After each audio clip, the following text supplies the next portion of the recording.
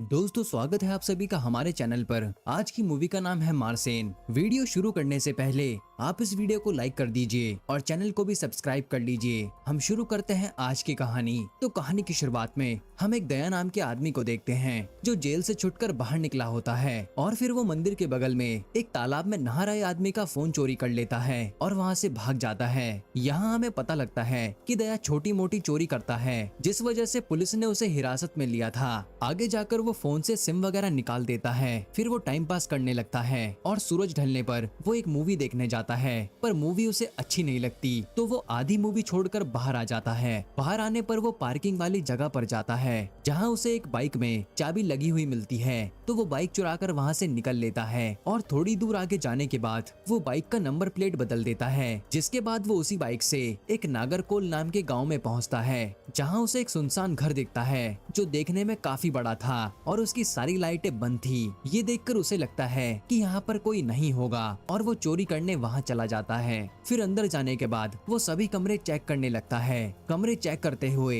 एक कमरे में उसे एक आदमी खड़ा हुआ दिखता है जिसका नाम वेला होता है। तो वेला दया को देखते ही कहता है कि कुमार बेटा तुम आ गए, मैं कब से तुम्हारा इंतजार कर रहा था। जो सुनकर दया सोचने लगता है कि ये आदमी मुझे कुमार कहकर क्यों बुला रहा है। जिसके बाद वेला उसे बार बार बुलाने लगता है। दया उसका मुंह बंद करते हुए कहता है कि तुम चिल्लाओ मत और यही दया देखता है कि वेला के हाथ बंधे हुए हैं। फिर वेला कहता है कि तुम मुझसे ऐसे कैसे बात कर रहे हो। दया बोलता है कि मैं आपका कोई बेटा नहीं हूँ। जो सुनकर वेला को याद आता है और वो दया को बताता है कि मुझे अल्जाइमर नाम की बीमारी है और मैं अक्सर चीजें भूल जाता हूँ। तुम्हें देखकर मुझे लगा था कि मेरा बेटा आ गया है। दरअसल मेरी बीमारी की वजह से मेरा बेटा मुझे ऐसे बांध कर रखता है ताकि मैं कहीं खो न जाऊं, मगर मुझे बाहर घूमना अच्छा लगता है, तुम मेरी रस्सी खोल दो। तब दया उसकी बातों को इग्नोर करता है और घर में सामान ढूंढने लगता है। जिस पर वेला कहता है कि तुम्हें घर में कुछ भी नहीं मिलेगा, सारा पैसा बैंक में है। अगर तुम मेरे हाथों की रस्सी खोलकर मुझे बाहर तक ले चलो तो मैं तुम्हें एटीएम से निकालकर 25,000 रुपए दूंगा। ये ऑफर दया को अच्छा लगता है तो वो वेला के हाथ से रस्सी खोलकर उसे एटीएम तक ले जाता है जहाँ वेला एटीएम में जाकर पैसे निकालने लगता है, मगर वो अपना पिन भूल जाता है। काफी देर तक याद करने पर उसे अपना पिन याद आता है और वो एटीएम से पैसे निकाल लेता है। वहीं बाहर खड़ा दया एटीएम में झांकने लगता है और वो वेला के अकाउंट में 25 लाख रुपए पड़े हुए देखता है, जिसे देखकर उसे काफी लालच आ जाता है और वो सोचता है कि अगर मैंने इस बुढ़ऊ से 25 लाख रुपए हड़प लिए तो मेरी लाइफ बन जाएगी। वहीं वेला बाहर आकर दया को 25,000 देकर वहाँ से जाने लगता है। तब दया वेला से पूछता है कि अब आप कहाँ जाएंगे। जिस पर वेला कहता है कि पास के ही एक गाँव में मेरी बेटी का घर है, मैं वहीं जाऊंगा। दया कहता है तो चलिए बस स्टॉप तक मैं आपको छोड़ दूंगा क्योंकि यहाँ पर कहीं भी ऑटो नहीं मिलेगा। फिर ये दोनों बस स्टॉप के लिए निकल जाते हैं। तभी रास्ते में वेला के दिमाग में एक ख्याल आता है और वो कहता है कि अगर मैं अपनी बेटी के पास जाऊंगा तो मेरा बेटा दोबारा से मुझे वहाँ से पकड़कर ले आएगा। इसीलिए मैं अपनी बेटी के पास न जाकर त्रिवेलापुरम जाऊंगा जहाँ मेरा बचपन का दोस्त रहता है। तो तुम मुझे त्रिवेलमपुरम की बस में चढ़ा दो। जिस पर दया कहता है कि सर मैं भी वहीं जा रहा हूँ, अगर आपको दिक्कत ना हो तो जितना किराया आप बस में देंगे उतना पेट्रोल मेरी बाइक में डलवा देना। तब वेला इस बात के लिए मान जाता है और ये दोनों बाइक से ही त्रिवेलमपुरम के लिए निकल जाते हैं। तभी रास्ते में दया वेला से कहता है कि सर बाइक का पेट्रोल खत्म होने वाला है, आप मुझे पैसे दीजिए, मैं पेट्रोल डलवा लेता हूँ। जिस पर फिर वेला कहता है कि मेरे पास कैश नहीं है। फिर दया उसे एटीएम के पास ले जाकर रोकता है और कहता है कि सर लाइए मैं पैसे निकाल लेता हूँ, आप कहाँ बार बार अंदर जाएंगे। तब वेला उसे एटीएम कार्ड देकर अपना पिन बता देता है और दया अंदर जाकर जैसे ही वो पिन डालता है तो वो रॉन्ग दिखाता है। ऐसे ही बार बार चलता रहता है और वेला को पिन याद नहीं आता। जिसके बाद सुबह हो जाती है और ये दोनों एक ढाबे पर जाकर नाश्ता पानी करने बैठते हैं जहाँ दया वेला को एक डायरी देकर उसमें अपनी सारी इन्फॉर्मेशन लिखने के लिए कहता है कि वो कहाँ से है, उसका नंबर क्या है वगैरह वगैरह। तब वेला उन सारी चीजों को लिखने लगता है और अपने घर का नाम, अपने बच्चों का नाम और पिन नंबर भी। मगर जब दया उस पिन को ट्राई करता है तो वो दोबारा से गलत दिखा देता है। फिर एटीएम से बाहर आने पर उसे ढाबे पर वेला कहीं नहीं दिखता।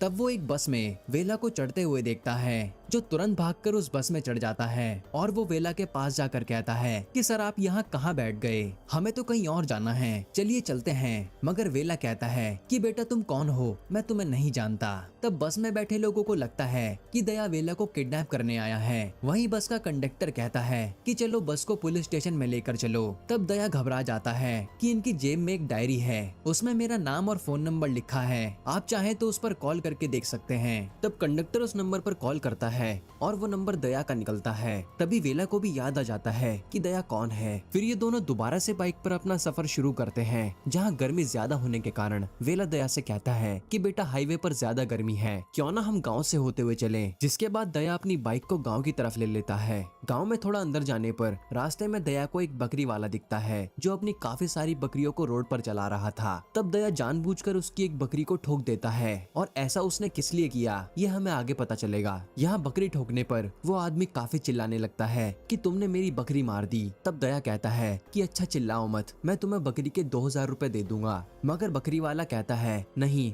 मुझे 3000 चाहिए। तब वेला दया से कहता है कि बेटा ज्यादा झगड़ा मत करो और इसे पैसे देकर यहाँ से जल्दी चलो। दया कहता है मगर मेरे पास पैसे नहीं है, लाइए अपना एटीएम कार्ड दीजिए। तब वेला उसे एटीएम कार्ड देता है और पिन भी बताता है, और दया तुरंत पास के एटीएम पर जाकर पैसे निकालने लगता है। और इस बार पिन नंबर बिल्कुल सही होता है। पैसे निकालने के बाद जब वो बैलेंस चेक करता है तो उसमें सिर्फ 8000 पड़े होते हैं, जो देखकर दया हैरान हो जाता है और सोचता है कि कल तक तो इसके अकाउंट में 25 लाख रुपए थे, अचानक से वो कहाँ गायब हो गए। जिसके बाद दया दुखी मन से वापस आकर उन बकरी वालों को पैसे देने लगता है और उनसे झूठ बोलता है कि वेला उसका बाप है और वो पुलिस इंस्पेक्टर है, जो छुट्टियां होने पर इस गांव में घूमने आया है। पुलिस इंस्पेक्टर का नाम सुनते ही गांव वाले घबरा जाते हैं और कहते हैं सर आप कैसी बात कर रहे हैं, हम आपसे पैसे कैसे ले सकते हैं। आपके पिताजी ने एक अच्छी सी दवाई बताई है जिसे खाकर मेरी बकरी कल तक भागने लगेगी। ये कहकर वो पैसे वापस कर देते हैं। तब वेला 3000 को अपने पर्स में रख लेता है और दया देखता है कि वेला के पर्स में 2 एटीएम हैं, यानी 25 लाख रुपए दूसरे वाले अकाउंट में हैं। अब ये देखकर वेला दोबारा से खुश हो जाता है और दूसरे एटीएम कार्ड के पिन नंबर को और एटीएम को पाने के बारे में सोचने लगता है। दूसरी तरफ हम देखते हैं कि जिस थिएटर के बाहर से दया ने बाइक चुराई थी, वो लोग पुलिस स्टेशन पर अपनी बाइक चोरी होने की कंप्लेंट लिखवा रहे हैं, और जिनकी बाइक चोरी हुई थी वो किसी नेता का बेटा होता है। नेता का नाम सुनते ही पुलिस वाले उसकी बाइक तुरंत ढूंढने निकल जाते हैं। जिसके बाद हम दया और वेला को देखते हैं। जिस गांव से ये निकलने वाले थे, वहां से निकलने से पहले वेला कहता है कि शायद मैं इस गांव को जानता हूँ, मेरा एक दोस्त यहाँ रहता है जिसका नाम सुब्रमण्यम है और वो एक इलेक्ट्रिक डिपार्टमेंट में काम करता है। उसकी 3 बेटियां हैं। दया तुम एक काम करो, पास वाली दुकान पर जाकर पता करो कि यहाँ कोई सुब्रमण्यम नाम का आदमी रहता है या नहीं। तब दया एक पास वाली दुकान पर जाकर सुब्रमण्यम नाम के आदमी के बारे में पूछता है कि क्या आप सुब्रमण्यम नाम के आदमी को जानते हो, जो इलेक्ट्रिक डिपार्टमेंट में काम करता है और उसकी 3 बेटियां हैं। जिस पर दुकानदार कहता है कि एक बंदा है तो, लेकिन उसका नाम श्रीनिवासन है। अब दया जाकर वेला को बताता है। तब वेला को ये बात सही नहीं लगती। फिर ये दोनों एक होटल के रूम में स्टे करने लगते हैं और दारू पीने लगते हैं। अब दारू पीते हुए दया वेला को अपनी सारी बातें बताने लगता है कि वो चोरी करने लगा और उसे चोरी क्यों करनी पड़ी, वगैरह वगैरह। जिसके बाद वहाँ कमरे से बाहर आकर वो अपने फ्रेंड गणेश को कॉल करता है और उसे सारी बातें बताने लगता है कि मुझे एक बुढ़ऊ मिला है जिसके अकाउंट में 25 लाख रुपए हैं, मुझे बस उसका एटीएम नंबर पता करना होगा। जो सुनकर गणेश कहता है कि भाई तूने इस बार काफी बड़ा हाथ मारा है, एक काम कर तू मुझे उसके एटीएम कार्ड की फोटो भेज दे, जिसका डुप्लीकेट एटीएम कार्ड बनवाकर मैं तुझे भेज देता हूँ। इसके बाद दया रूम में वापस जाकर वेला के साथ काफी सारी दारू पीता है और चुपके से एटीएम कार्ड की फोटो अपने दोस्त को भेजकर सो जाता है। फिर अगले दिन सुबह ये दोनों दोबारा से गांव के लिए निकल जाते हैं, जहां रास्ते में वेला एक बार फिर से भूल जाता है कि दया कौन है। तब दया उसे याद दिलाता है। जिसके बाद ये आगे बढ़ते हैं। इनकी बाइक में पंचर हो जाता है। तब दया अपनी बाइक में पंचर लगवाने लगता है। उसी टाइम उस पर गणेश का कॉल आता है और वो कहता है कि मैंने 2 आदमियों को एटीएम कार्ड का डुप्लीकेट देकर भेज दिया है, तुम उनसे वो डुप्लीकेट वाला एटीएम कार्ड ले लेना। जिसके थोड़ी देर बाद 2 आदमी आते हैं और दया को वो डुप्लीकेट एटीएम कार्ड दे जाते हैं। अब एटीएम कार्ड लेकर जब दया वेला के पास वापस जाता है तो वो देखता है कि वेला वहाँ के लोगों से झगड़ा कर रहा है। दरअसल वहाँ खड़े लोग पैसा लगाकर कैरम खेल रहे थे, तो वेला भी पैसा लगाकर कैरम खेलने लगता है, जिसमें वो 10,000 हार जाता है। तब दया वहाँ पहुंचकर उन आदमियों से झगड़ा करने लगता है, मगर वेला बात को संभाल लेता है और उन्हें 10,000 देकर दया को लेकर वहाँ से निकल जाता है। इसके बाद हम देखते हैं कि वेला और दया एक आश्रम में पहुँचते हैं। इसी आश्रम में वेला का दोस्त रहा करता था, और जैसे ही वेला अपने दोस्त से मिलता है तो दोनों एक दूसरे को देखकर काफी खुश हो जाते हैं। तब वेला वॉशरूम का पूछकर वहाँ से चला जाता है। पीछे से दया वेला के दोस्त से उसके और उसके बेटे के बारे में पूछता है, जिस पर वो आदमी कहता है कि वेला का कोई बेटा नहीं है, वेला की बीवी काफी पहले मर चुकी है। तब दया कुमार का नाम लेता है, तो वो आदमी बताता है कि कुमार मेरे बेटे का नाम है, जिसे वेला ने अपना बेटा समझकर प्यार दिया, और पास के ही गाँव में मेरी बेटी रहती है। अगर वेला को उससे मिलना है तो तुम उसे वहाँ लेकर जा सकते हो। जिसके बाद दया वेला के पास जाकर कहता है कि चलिए सर, अब हमें चलना चाहिए। वेला कहता है यार, हम इतनी दूर आए हैं तो यहाँ के मंदिर वगैरह घूम लेते हैं। जिसके बाद ये दोनों वहाँ के मंदिर में जाते हैं और मंदिर के पास ही एक कमरे में आराम से बैठकर बातें करने लगते हैं। तब वेला दया को बताने लगता है कि दरअसल इस गाँव में मेरा श्रीधर नाम का एक दोस्त रहता है, जो कि मेरा बचपन का दोस्त था, मगर 17-18 साल की उम्र में मेरा उससे झगड़ा हो गया था और हम दोनों की बातचीत बंद हो गई थी। लेकिन अब वो बहुत बड़ा आदमी बन चुका है, उसकी कई सारी कपड़ों की दुकानें हैं और मैं उससे बात करना चाहता हूँ, क्या तुम मुझे उसका नंबर लाकर दे सकते हो? जो सुनने के बाद दया कहता है कि सर, ये तो मेरे बाएं हाथ का खेल है। ये कहकर वो तुरंत श्रीधर की दुकान पर पहुंच जाता है और वहां से कपड़े वगैरह खरीदता है और उन्हें पहन लेता है। इसके बाद वो अंदर खड़े स्टाफ के पास जाता है और उनसे कहता है कि श्रीधर मेरे फ्रेंड हैं, मैं उनसे फोन पर बात कर रहा था और मेरा फोन स्विच ऑफ हो गया,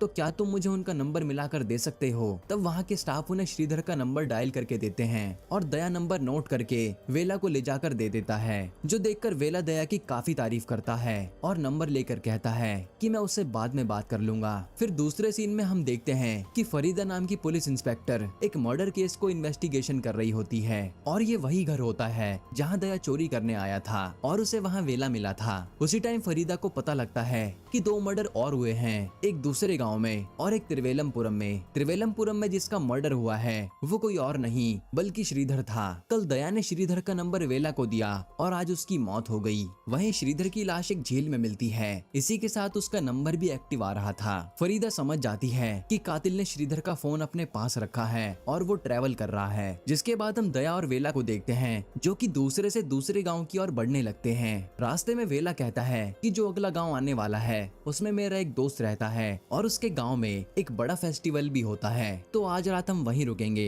अब रात तक ये लोग उस गाँव में पहुँच जाते हैं और हमें पता लगता है कि गणेश भी इसी गाँव में रहता है, जहाँ रात को दया गणेश से मिलता है और कहता है कि उसके एटीएम का पिन मुझे अभी तक पता नहीं लगा, अगर ऐसा ही चलता रहा तो मुझे उसके पिन के बारे में पता लगाने में सालों लग जाएंगे, अब तुम्हें कुछ उपाय निकालो। वहीं हम वेला को देखते हैं जो कि बेहोशी वाली दवाई को दारू में मिला देता है और फिर दया और गणेश को भूलकर उनके साथ दारू पीने लगता है। दारू पीने के बाद दोनों जने बेहोश हो जाते हैं और वेला तैयार होकर बाहर जाता है। बाहर जाकर वो शिवा नाम के टीचर को कॉल करता है और किसी जगह पर मिलने के लिए बुलाता है। शिवा कहता है कि भाई तू है कौन और मैं तुझसे क्यों मिलने आऊं? जिस पर वेला कहता है कि तुम्हें मधुमिता तो याद होगी, जो सुनकर शिवा हैरान हो जाता है कि तुम उसके बारे में कैसे जानते हो। वेला कहता है कि मैं तुम्हारे बारे में सब जानता हूँ और तुम्हारा और मधुमिता का वीडियो मेरे पास है। अगर तुम नहीं चाहते कि मैं तुम्हारा वीडियो तुम्हारी बीवी के पास भेजूं तो मेरी बताई हुई जगह पर पहुँच जाओ। जिसके बाद शिवा एक स्कूल के पास पहुँच जाता है जहाँ वेला शिवा को काफी मारता है, जिससे वो मर जाता है और यहाँ हमें पता लगता है कि शिवा एक टीचर है और मधुमिता उसकी स्टूडेंट थी। शिवा ने मधुमिता के साथ जबरदस्ती दुष्कर्म किया और उसका वीडियो भी बना लिया, जिसके बाद वो उसे ब्लैकमेल करके सारे काम करवाता था। उसने सिर्फ मधुमिता के साथ नहीं बल्कि उसकी दोस्तों के साथ भी ऐसा किया था। और इससे पहले जो हमने 3 लाश देखी थी जिसकी इन्वेस्टिगेशन फरीदा कर रही है, उन सबको भी वेला नहीं मारा था, क्योंकि वो लोग भी छोटी बच्चों के साथ दुष्कर्म करते थे और वेला ऐसे ही और भी लोगों को मारने वाला है। वहीं फरीदा को वेला की लोकेशन मिल जाती है, लेकिन जब तक वो स्कूल के पास पहुंचते तब तक वेला वहां से जा चुका था। फिर वेला एक पुल के पास पहुंचकर उस फोन को फेंक देता है। और जब अगले दिन गणेश और दया उठते हैं तो वो वेला को कमरे में ना पाकर उसे ढूंढने लगते हैं। बाहर थोड़ी दूर ढूंढने पर उन्हें एक जगह पर वेला पड़ा हुआ मिलता है। तब वो वेला को उठाते हैं और उससे पूछते हैं कि तुम यहाँ कैसे आए, जिस पे वेला झूठी कहानी बनाते हुए कहता है कि रात को मैं घूमने के लिए निकला था और किसी ने मुझ पर हमला करके मेरा फोन छीन लिया और उसके बाद मुझे कुछ भी याद नहीं। जिसके बाद दया उसे आराम करने के लिए कहता है और फिर आराम करने के बाद वो उसे अपने गाँव ले जाने लगता है। गाँव पहुँचकर दया अपनी माँ से मिलता है। उसकी माँ उसे देखकर खुश नहीं होती और वो पूछने लगती है कि अब कौन सा बड़ा कांड करके आया है। साथ ही वो वेला को देखकर उसके बारे में पूछने लगती है। दया बताता है कि इनका नाम वेला है और इन्हें भूलने की बीमारी है और मैं इन्हें इनके रिलेटिव्स के पास छोड़ने जा रहा हूँ। और यहाँ हम वेला को देखते हैं जो दया के घर में लटकी हुई उसके माँ बाप की फोटो देखने लगता है। तभी वहाँ दया की माँ आती है और कहती है कि ये मेरी शादी की फोटो है, आप इसे घूर क्यों रहे हैं। जवाब में वेला कहता है फोटो के नीचे 17 अप्रैल लिखा है, इसी दिन मेरी शादी हुई थी और इसी दिन मेरी बीवी का बर्थडे आता है। फिर वो अपनी बीवी के बारे में बताने लगता है कि हम दोनों ने लव मैरिज करी थी और उसने मेरे लिए अपने परिवार वालों को छोड़ दिया था। तब कहानी फ्लैशबैक में आती है और हम देख पाते हैं कि वेला की बीवी एक साइकाइट्रिस्ट है और वो बच्चों की काउंसलिंग किया करती थी।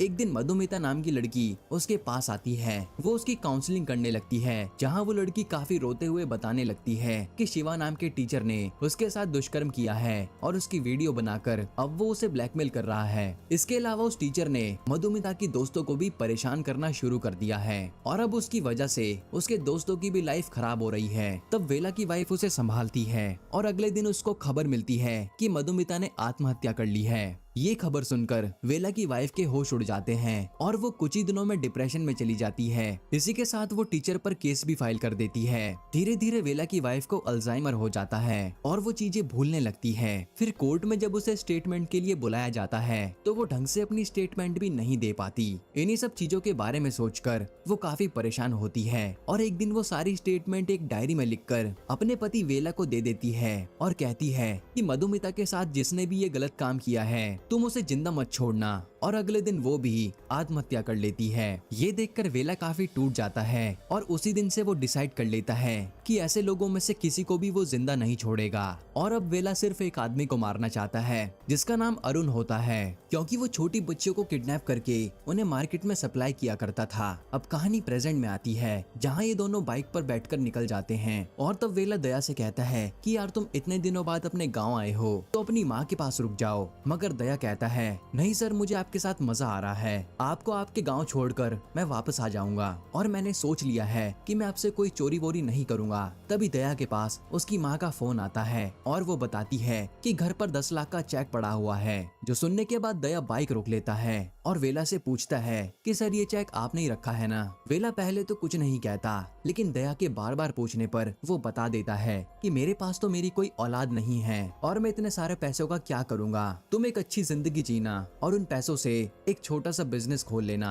अब ये बातें सुनकर दया काफी खुश हो जाता है। इसके बाद ये दोनों एक होटल में रुकते हैं और यहाँ आने की वजह अरुण होता है जिसे वेला खत्म करना चाहता था। फिर वेला वॉशरूम में चुपचाप जाकर शिवा के फोन से अरुण को मैसेज करने लगता है कि हेलो मैं ये हूँ और मुझे एक अच्छी सी लड़की चाहिए, बताओ मैं कहाँ आऊँ। उसी टाइम कमरे के बाहर एक फूड डिलीवरी वाला आता है। दया उसे खाने के पैसे देने के लिए वेला का पर्स उठाता है और जैसे ही उसमें से पैसे निकालता है उसमें से काफी सारे सिम निकलकर गिर जाते हैं, जिन्हें देखकर दया को वेला पर शक होता है और वो अपने फोन का कैमरा ऑन करके एक कोने पर रख देता है और कमरे से बाहर चला जाता है। थोड़ी देर बाद वो कमरे के अंदर आता है और वेला दारू लेकर बैठा होता है। तब वो अपना फोन उठाकर अपने दोस्त से बात करने के बहाने बाहर जाता है। बाहर जाकर वो अपने फोन में वीडियो देखता है जिसमें वेला दारू में बेहोशी की दवाई मिला रहा होता है, जिसे देखकर उसे समझ आता है कि वो रोज यही दारू पीने के बाद तुरंत सो जाता है, यानी इसके बाद ही वेला कहीं बाहर जाता है। फिर दया रूम में वापस आता है और वेला का फोन उठाकर चुपचाप वॉशरूम में जाकर अरुण के साथ जितनी भी बातें हुई हैं उन सबको पढ़ने लगता है कि मुझे एक लड़की चाहिए और मैं कहाँ हूँ। जिसके बाद वो बाहर आता है और दारू पीकर बेहोश होने का नाटक करता है।